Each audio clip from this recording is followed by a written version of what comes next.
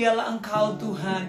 Engkau Tuhan semesta alam. Nama Tuhan dimuliakan di dalam Kristus Yesus Tuhan. Ajaib Tuhan, ajaib Tuhan, ajaib Tuhan. Haleluya. Oh,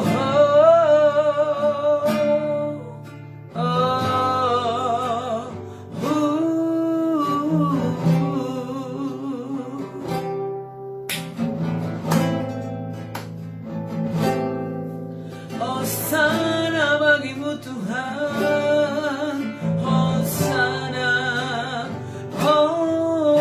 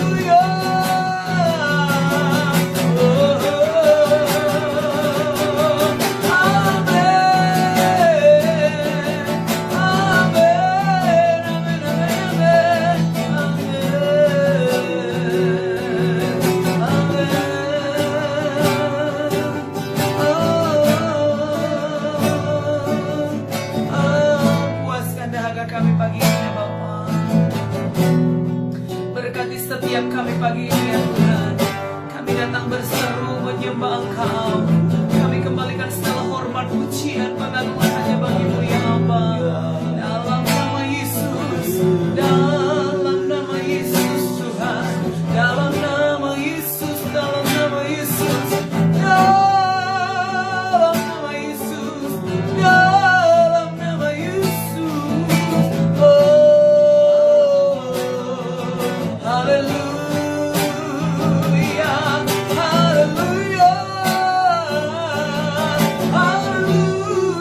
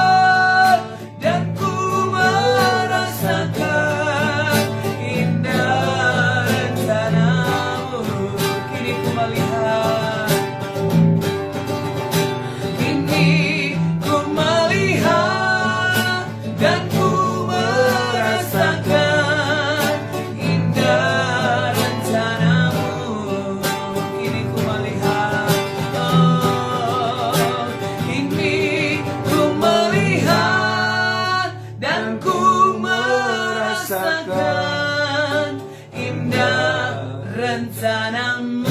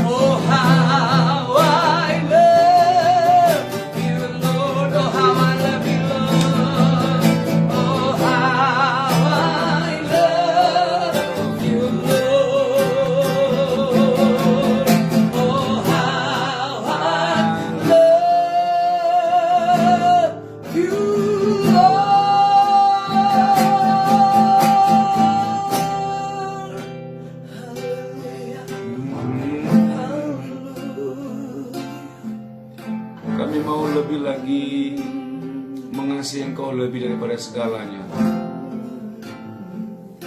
Karena kami menyadari bahwa tanpa Tuhan kami tidak dapat melakukan hal apapun dalam kehidupan kami. Tanpa Tuhan hidup kami tidak ada artinya, Bapa. Sebenarnya bahwa kami terus semakin dekat dengan Engkau, semakin mengenal Engkau. Kalau sebentar kami akan renungkan firman-Mu, firman yang berkuasa akan juga terus mengubahkan kami, menyempurnakan kami, menjadikan kami menjadi semakin serupa dengan Kristus. Biarlah roh hikmat dan pengertian dari Tuhan turun atas setiap kami, dan proteksi kami kuasa darah-Mu ya Bapa. Terpuji nama Tuhan, dalam nama Yesus Kristus, haleluya. Bersama katakan amin. Baik, salam Bapak Ibu, selamat pagi. Mari kita buka Alkitab kita dalam kitab 2 Samuel 5 ayat yang ke-17 sampai ayat yang ke-25. Ya, 2 Samuel 5 ayat yang ke-17 sampai 25. Ya, renungan kita hari ini judulnya Tuhanku Penerobos. Ya, Bapak Ibu berbicara mengenai penerobos, itu kata dasarnya adalah terobos. Dan ternyata arti daripada terobos adalah yang pertama itu menembus, yang kedua mendobrak. Artinya berbicara mengenai penerobos atau terobosan berarti tidak ada sesuatu hal apapun yang bisa menghalangi dan merintangi kuasa Tuhan bekerja. Karena apa? Karena Tuhan kita adalah Tuhan penerobos. Tidak ada masalah yang tidak dapat diselesaikan oleh Tuhan. Amin, Bapak Ibu. Karena Tuhan kita Tuhan yang dahsyat, Tuhan kita Tuhan yang hebat, Tuhan kita Tuhan yang luar biasa, Bapak Ibu. Itu sebabnya Tuhan menjadi penerobos yang sesungguhnya dalam kehidupan kita, yang akan memampukan kita melakukan banyak hal, melakukan banyak perkara. Ya, kita lihat dalam 2 Samuel 5 ayat yang ke-17 sampai ayat yang ke-25. Saya mengajak kita belajar bersama-sama dari kehidupan Raja Daud, di mana Daud sendiri berkata bahwa Tuhan Allah itu adalah penerobos dalam kehidupannya. Hal yang sama juga terjadi dalam kehidupan kita. Ayat yang ke-17 dikatakan begini. Ketika didengar orang Filistin bahwa Daud telah diurapi menjadi raja atas Israel, maka majulah semua orang Filistin untuk menangkap Daud. Tetapi Daud mendengar hal itu. Lalu ia pergi ke kubu pertahanan. Ketika orang Filistin itu datang dan memencar di lembah Refaim, ayat 19, bertanyalah Daud kepada Tuhan, apakah aku harus maju Tuhan? Ya, melawan orang Filistin itu, akan kau serahkan ke mereka ke dalam tanganku? Tuhan menjawab Daud, majulah, sebab aku pasti akan menyerahkan orang Filistin itu ke dalam tanganmu. Ayat yang ke-20. Lalu datanglah Daud di Baal Perasim dan memukul mereka, memukul orang Filistin itu, ya, memukul mereka kalah di sana. Berkatalah Daud, Tuhan telah menerobos musuhku di depanku, seperti air menerobos. Sebab itu orang menamakan tempat itu Baal Perasim. Ayat 21, orang Filistin itu meninggalkan berhalanya di sana. Lalu Daud dan orang-orangnya mengangkatnya. Ayat selanjutnya, ayat ke-22, dikatakan di sini dalam pembacaan kita, ketika orang Filistin maju sekali lagi dan memencar di lembah Refaim, ayat 23, maka bertanyalah Daud kepada Tuhan. Dan ia menjawab, janganlah maju, tetapi buatlah gerakan lingkaran sampai ke belakang mereka, sehingga engkau dapat menyerang mereka dari jurusan pohon-pohon kertau. Ayat 24. Dan bila engkau mendengar bunyi derap langkah di puncak pohon-pohon kertau itu, maka haruslah engkau bertindak cepat. Sebab pada waktu itu Tuhan telah keluar berperang di depanmu untuk memukul kalah tentara orang Filistin. Ayat yang ke-25. Dikatakan di sini, dan Daud berbuat demikian seperti yang diperintahkan Tuhan kepadanya. Akurat, ya. Raja Daud akurat mengikuti, melakukan semua perintah Tuhan dalam kehidupannya. Maka Daud memukul kalah orang Filistin mulai dari Geba sampai dekat Gezer, Bapak Ibu. Dalam pembacaan kita ini tadi di kalimat ayat di atas yang pertama dikatakan bahwa ketika Daud diangkat menjadi seorang raja, dilantik, ditabiskan menjadi raja bagi bangsa Israel, ternyata bangsa Filistin itu kebakaran jenggot, Bapak Ibu. Mereka tahu kualitas dan kapasitas Daud yang mampu mengalahkan berlaksa-laksa orang-orang Filistin, bangsa Filistin, tentara Filistin. Orang Filistin juga tahu bahwa Daud bisa mengalahkan manusia raksasanya mereka. Mampu mengalahkan Goliat, manusia raksasa itu. Jadi ketika mereka mendengar bahwa Raja Daud dilantik, ditabiskan menjadi seorang raja, mereka kebakaran jenggot, mereka ketakutan. Goliat saja bisa kalah, apalagi mereka. Jadi mereka ketakutan, mereka kumpul bersama-sama dengan para penatua mereka. Para pemimpin-pemimpin bangsa mereka. Mereka membuatkan rapat meja bundar.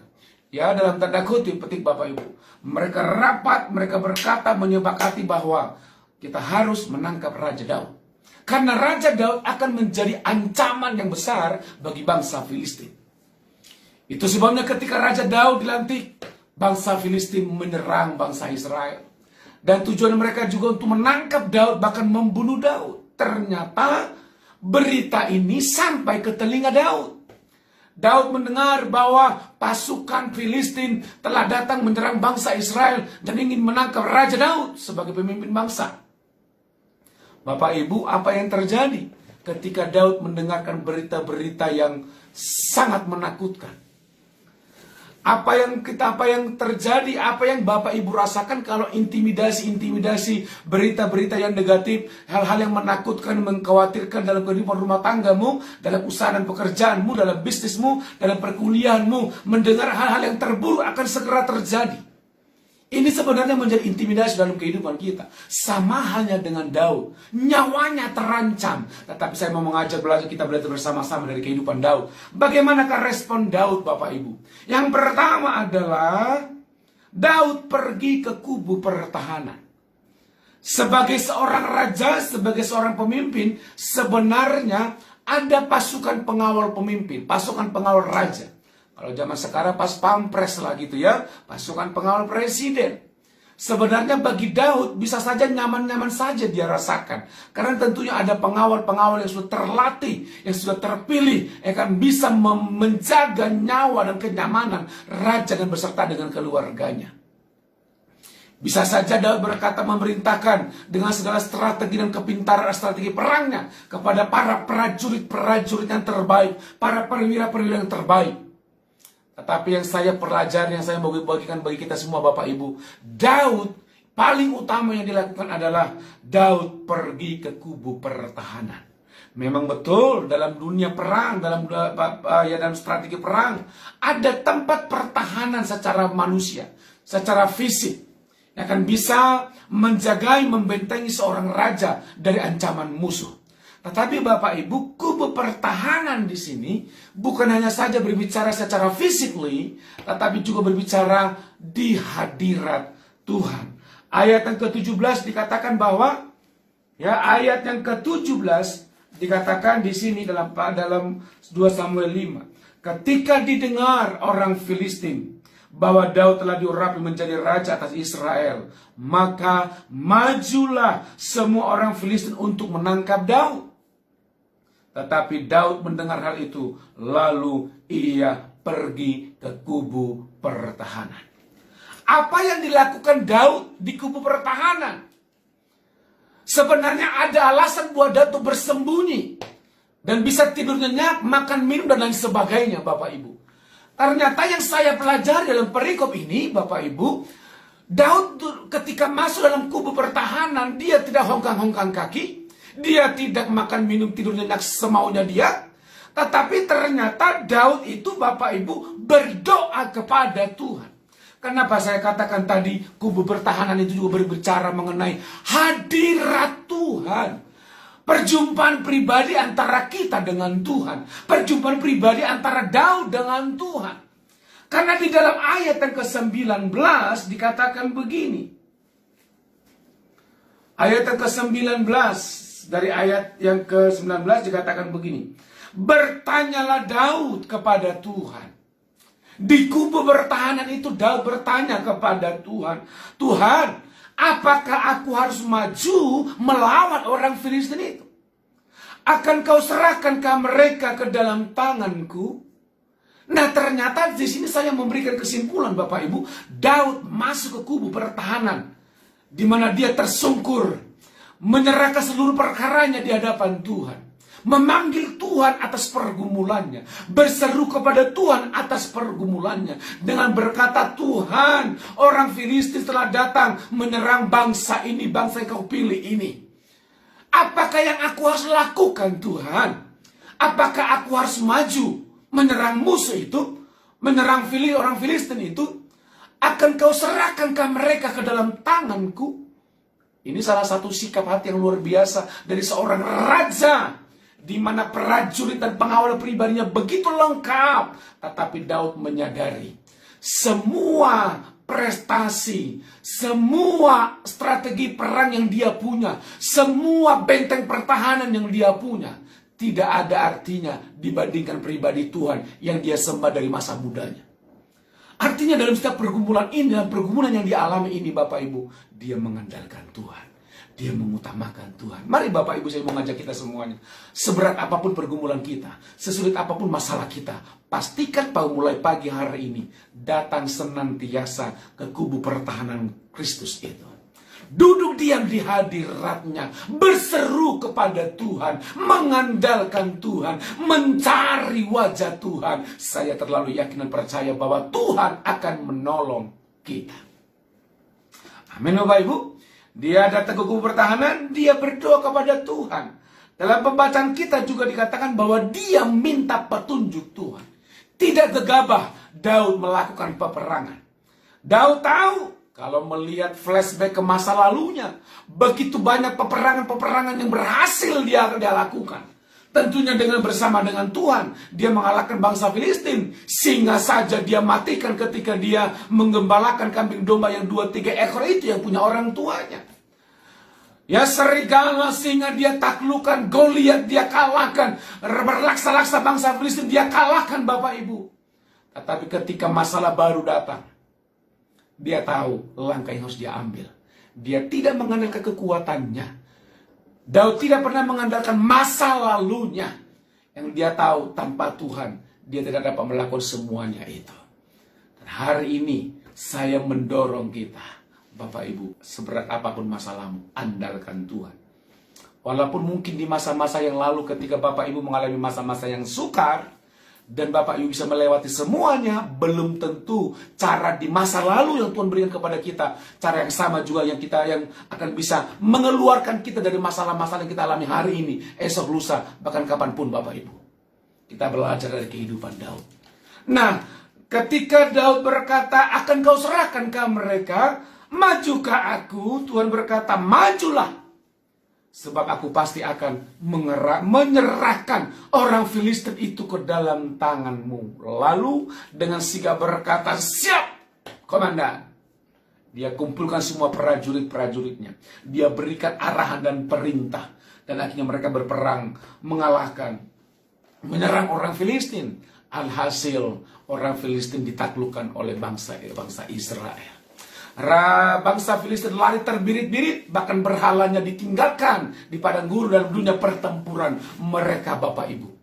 Selanjutnya, ketika bangsa Filistin sudah kalah, ternyata bangsa Filistin ketika mereka pulang ke kampung halamannya Bapak Ibu, ke bangsanya, ternyata mereka belum puas dengan kekalahan yang mereka terima. Mereka kembali berkumpul, mereka kembali rapat, dan mereka mulai menyusun kekuatan dan strategi yang baru, ya, bagi orang Filistin. Dan Alkitab mengatakan dalam pembacaan kita Bapak Ibu, mereka maju lagi menyerang bangsa Israel. Di dalam ayat yang ke-23 dikatakan begini. Ketika, ayat yang ke-22 maksud saya. Ketika orang Filistin maju sekali lagi dan memencar di lembah Refaim, artinya bangsa Filistin tidak puas dengan kekalahan mereka.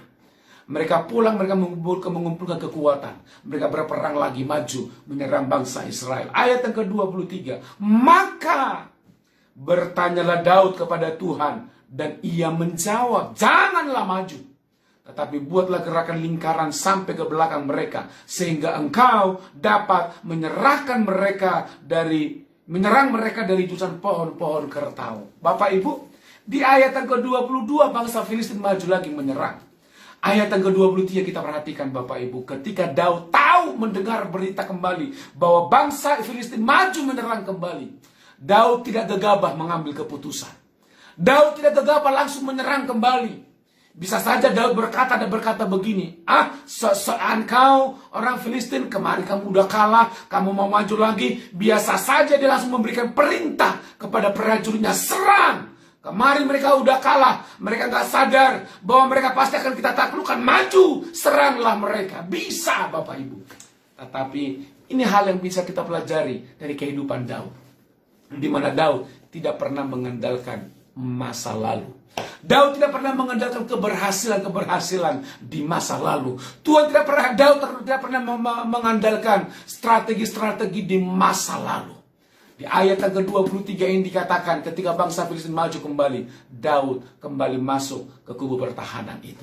Daud kembali masuk hadirat Tuhan. Daud kembali tersungkur di hadapan Tuhan. Daud kembali menyerahkan semua perkaranya di hadapan Tuhan. Daud kembali meminta petunjuk Tuhan. Dengan berkata, Tuhan, akan kau serahkan ke mereka? Majukah kami? Majukah aku untuk menyerang mereka? Ternyata Tuhan berkata, janganlah maju. Nah, Bapak Ibu, kalau Daud mengandalkan keberhasilan di masa lalu, habislah bangsa Israel. Ternyata Tuhan memberikan strategi yang baru diberikan kepada Daud. Dengan berkata, jangan Daud, jangan maju. Bukan berarti kalah, Tuhan gak punya kuasa. Tetapi Tuhan memberikan perintah, jangan maju, tetapi buatlah gerakan lingkaran. Ketika bangsa Filistin sudah maju menyerang, perintahkanlah kepada semua prajuritmu buat melingkari musuh.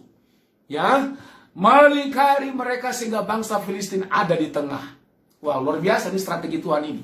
Artinya Bapak Ibu, setiap kesulitan-kesulitan apapun yang kita hadapi hari ini, besok, lusa, saya mau katakan bahwa Tuhan yang kita sembah dalam pribadi Kristus Yesus Tuhan adalah Tuhan yang sangat kreatif. Tuhan kita itu memiliki 1001 macam cara untuk mengeluarkan kita dari setiap masalah kita. Tuhan punya 1001 macam cara untuk memberkati kita. Tuhan itu punya 1001 macam cara untuk membawa kita keluar dari masalah, memegang tangan kita, menuntut langkah-langkah hidup kita, sehingga keberhasilan demi keberhasilan menjadi bagian kehidupan kita. Amin. Luar biasa firman Tuhan ini. Dan Tuhan berkata, nanti kalau kalian sudah membentuk lingkaran, musuh sudah ada di tengah, jangan gegabah, jangan langsung serang. Tuhan berkata, kalau nanti kalian mendengarkan suara seperti suara derap langkah kaki, ya, kalau kalian mendengar suara derap langkah kaki, majulah, seranglah bangsa Filistin, maka Filistin akan kuserahkan kepadamu. Artinya Bapak Ibu, ini siap sedia. Mereka membangun lingkaran, melingkari, dan musuh sudah ada di tengah. Walaupun senjata sudah ada di tangan mereka, senjata lengkap ada di tangan mereka. Tapi ketika mereka menyadari dan tahu persis bahwa musuh sudah ada di depan, menurut logika dan strategi perang manusia, kalau musuh sudah ada di depan, kalau mereka menyerang, pasti kemenangan menjadi bagian hidup mereka. Tetapi itu pun Daud tidak mengandalkan strategi itu. Dia tetap mendengarkan perintah Tuhan. Kalau walaupun pasukan sudah siap sedia untuk menyerang musuh, pastikan engkau mendengar bunyi derap langkah. Ini pesan penting dari Tuhan buat bangsa Israel, buat Daud. Ternyata Daud dengan akurat mendengar pesan Tuhan, dengan akurat juga melakukan perintah Tuhan dalam penyerangan bangsa Filistin. Ketika mereka berjaga-jaga, 1 menit, 2 menit, 5 menit, 10 menit mungkin bunyi derap langkah belum mereka dengarkan, mereka tetap siap bersikap di tempat dan siap untuk menyerang. Mungkin 15 menit, 20 menit, 30 menit bunyi derap langkah belum mereka dengarkan, mereka tetap menunggu sampai Tuhan memberikan perintah luar biasa. Bapak Ibu, sikap daripada Daud ini. Dan ketika bunyi derap langkah mereka dengarkan, keretak, Daud berkata, serang! Bangsa Israel menyerang. Dan apa yang terjadi Bapak Ibu? Bangsa Filistin dikalahkan oleh bangsa Israel. Amin Bapak Ibu. Poin yang keempat adalah respon yang tepat. Ya, ayat yang ke-24 dan 25 dikatakan begini. Ayat 24 Bapak Ibu. Dan bila engkau mendengar bunyi derap langkah di puncak pohon-pohon kertau itu, maka haruslah engkau bertindak cepat. Tuhan katakan sekarang pergi. Tuhan berkata sekarang maju. Jangan menunda-nunda waktu. Itu artinya. Ya, maka haruslah engkau bertindak cepat. Sebab pada waktu itu Tuhan telah keluar berperang di depanmu untuk memukul kalah tentara orang Filistin. Ayat yang ke-25 dikatakan, dan Daud berbuat demikian seperti yang diperintahkan Tuhan kepadanya. Maka ia memukul kalah orang Filistin mulai dari Geba sampai dekat Gezer. Poin yang pertama Bapak Ibu, poin yang pertama adalah kita harus pergi ke kubu pertahanan kita. Di hadirat Tuhan, mengandalkan Tuhan Bapak Ibu. Yang kedua, di hadirat Tuhan kita berdoa kepada Tuhan.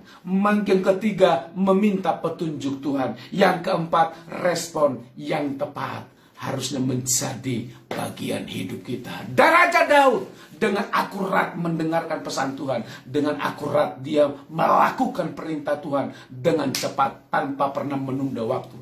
Saya percaya Bapak Ibu, Tuhan yang sama juga bisa berbicara kepada kita lewat Alkitab, lewat firman Tuhan, lewat rema, lewat secara audible juga bisa, lewat melihat dalam penglihatan juga bisa.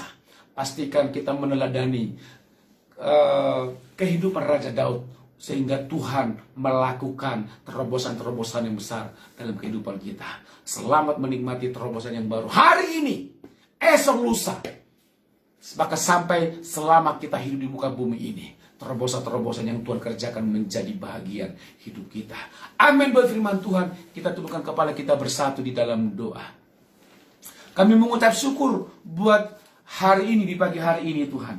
Kami sudah mendengarkan firman-Mu dan tiba waktunya kami akan kembali beraktivitas. Dan sebelum kami beraktivitas sepanjang hari ini, hamba-Mu berdoa Tuhan buat anak-anak-Mu yang hadir dalam Instagram yang live, dalam mesbah pagi di Instagram bahkan Facebook ini. Kami berdoa Tuhan buat Cimeli, buat Kotoni, buat PT Sudira. Kami hamba-Mu serahkan dalam tangan-Mu ya Bapa. Setiap proyek-proyek apapun yang sedang mereka yang gumuli, bahkan kami berdoa Tuhan terbukalah pintu-pintu surga, terbukalah pintu-pintu yang baru, proyek-proyek yang baru dalam tahun ini. Tuhan percayakan buat Sudira, buat Cimeli, buat Kotoni dan juga bersama dengan tim. Diberkatilah dalam nama Tuhan Yesus Kristus Tuhan. Kami juga berdoa buat Stephen Arya dalam nama Yesus. Kami serahkan hamba dalam tangan-Mu Bapa. Berkati anak-Mu ini, segala kerinduan, harapan dan cita-citanya. Tuhan yang akan memberkati segala sesuatunya Tuhan. Kesehatan, kekuatan dari Tuhan menjadi bagian hidupnya. Kami juga berdoa Tuhan buat Ito Frinca Rosita dalam nama Yesus. Bersama dengan suami dan anak-anaknya kami serahkan dalam tangan Tuhan. Diberkati oleh Tuhan. Anaknya dalam studi dan pendidikan dengan STPDN Tuhan. Dalam nama Tuhan Yesus berkati Tuhan. Apa yang dikerjakan oleh tangan yang Kau buat berhasil.